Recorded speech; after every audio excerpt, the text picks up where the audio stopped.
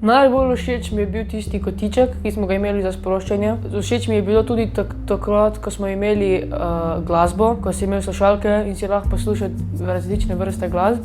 Najbolj všeč so mi bili pa stoli, ker so se migali in sem se lahko sprostil z njimi.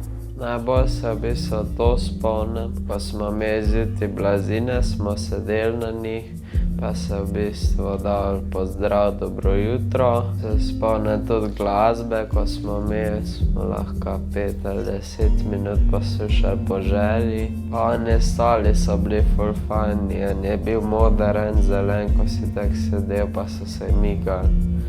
Malo za gibanje med poukom. Najbolj se spomnim tistih jutranjih krogov, ko smo se pozdravili pa knjige prebrali, pa pol, tistega kotička, pa si lahko tam glasbo poslušal, pa malo se lahko umiril.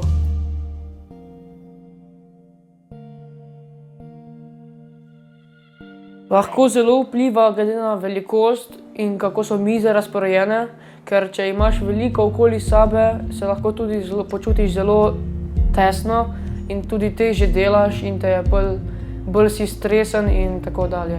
Malo razporejene miz, pa da je dosti prostora, da nisi tako skrčen, da je vse kaj prostora med mizi.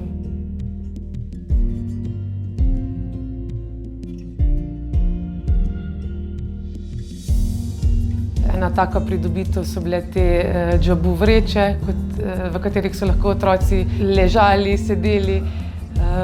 Potem smo imeli kotiček za igranje, kotiček za kvačkanje, ker so otroci lahko, če so kakšno nalogo prej končali, se sproščali. Otožni kotiček, ki so ga že prej omenili, ker so reševali konflikte. In ja, učilnica je bila kar drugačna od tiste klasične.